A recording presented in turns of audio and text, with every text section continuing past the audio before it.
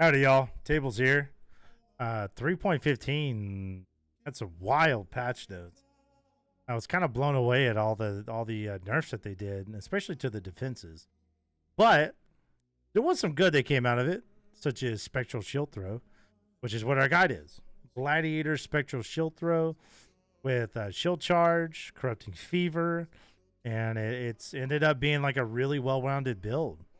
I just spent about 6 hours theory crafting and going through everything, and we were able to pump out about 1.2 million Shaper DPS. Not bad. About 1.63 base DPS, and I'm really happy with the way that this turned out. I'm really excited to kind of show you guys the ins and outs of it. So we're going to start with the skill tree first. I have it broken up into all these individual acts, so you guys should have a nice, smooth leveling experience. Some of the highlights are Resolute Technique. We're picking up every bleed node we can. We have our ailment nodes. We have Veteran Soldier, tons of life, Max Block, obviously, Crimson Dance, and just general shield attack nodes and whatnot. Now, as far as our Ascendancy goes, there's a couple of ways that I would suggest that you go. Because I don't know how defenses are going to work in this patch because they changed so much, I am probably going to go Blood in the Eyes, Pain Forged, Versatile Combatant, and for my Uber, I'll pick up Gratuitous Violence.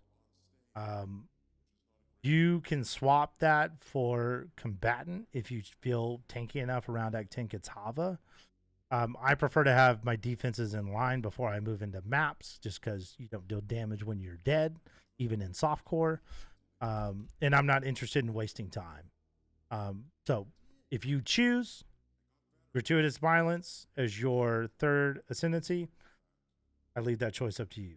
I'll be doing this as my Uber. I'm willing to forego the amazing clear speed that it provides in lieu of having an ass ton of spell block, just to make sure that I'm alive. So I'll leave that up to you guys. As far as our skills go, we are running Spectral Shield Throw with Life Tap. With this build, we are completely foregoing mana other than Enduring Cry and Molten Shell.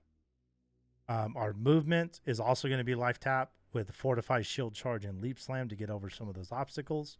We're running Corrupted Fever as well. Excuse me, Reckoning is our kind of sustained setup because we are going to be taking about 141 damage every cast. We're casting about 2.6 shield throws per second. That's 366 life gone per second with about 280 regen and 324 life leech.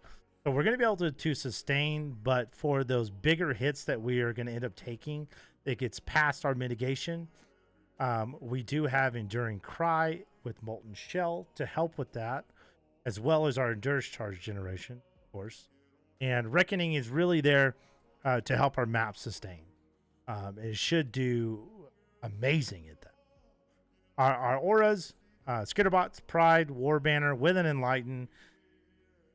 If you're running in SSF, I would drop Enlighten and War Banner, keep Pride and summon Skitterbots, and just move on with your life. And just kind of go from there. And then we are running a vulnerability ring as well. And I'll get into more. I'll get into that more. And that's our skills. Very cut and dry. We are running a dual movement setup. I think is best. I think Leap Slam is going to be better than Dash at this point, just because we do have faster attacks built into our gloves. I think it makes the most sense as far as something to pair with Shield Charge. As far as our items go, very typical. You're gonna want health. You're gonna want max life, resistances, chaos resist where you can get it. You can run steel rings if you prefer. I think the damage is good enough. I think the damage is gonna be there. I know the clear is gonna be there. So I opted for a Vermilion and a Coral. These can be both Vermilions. They can be both Corals. Just whatever you prefer. If you can get your hands on a nice Vermilion or just a base that you can mod, I think that would be and our gloves, we're running the Apothecary gloves with faster attacks. You're going to want that to be an Elder influenced base to be able to start modding on it. And these pieces, these are all in-game pieces. This is what you're going to be working toward. We have an astral plate, hunter influenced item that allows us to apply an additional curse, which is going to allow us to do a second curse, Poacher's Mark, for our bossing, because our bossing is not going to be amazing. It's going to be decent, but we're really a good mapper. We have fantastic clear. So we're going to need something to help our bossing. Poacher's Mark is that. So is Pride. As far as our jewels, prioritize life and attack damage leech. You need leech on every single jewel for this whole setup to work. Since we're not using mana, we're using health to cast. It's very important that you guys stick with as much life leech as you possibly can. Our class setup, very simple. Divine, Quicksilver, Granite, Silver, and Quartz.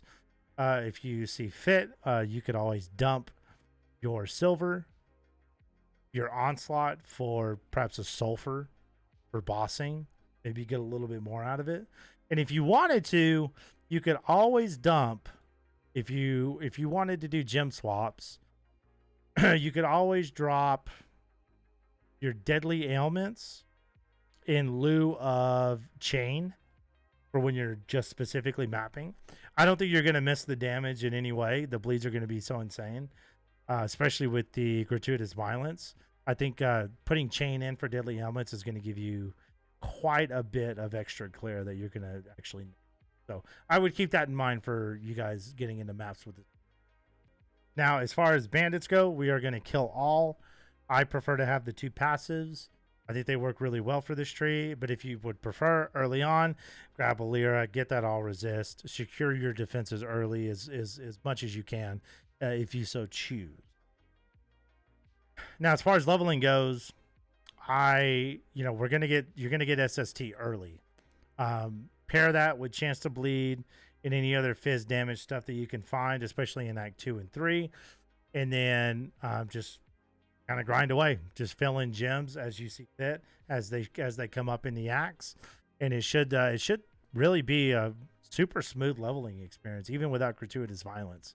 You're going to see a major spike in your first ascendancy point, especially with blood in the eyes.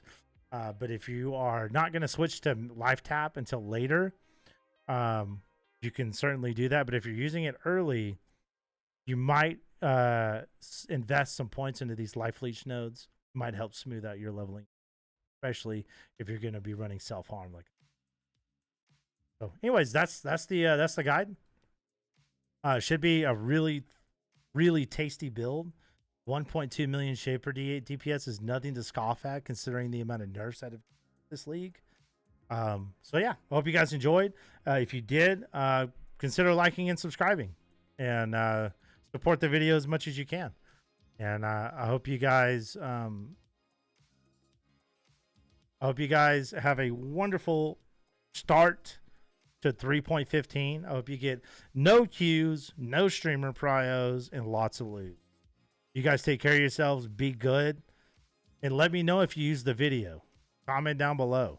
If you guys have any questions, I'll be playing this day 1 live on Twitch, and ask me whatever you guys need, especially in the comments. I'll get back to you guys in a time. You guys be good, all right? I'll talk to you guys very soon.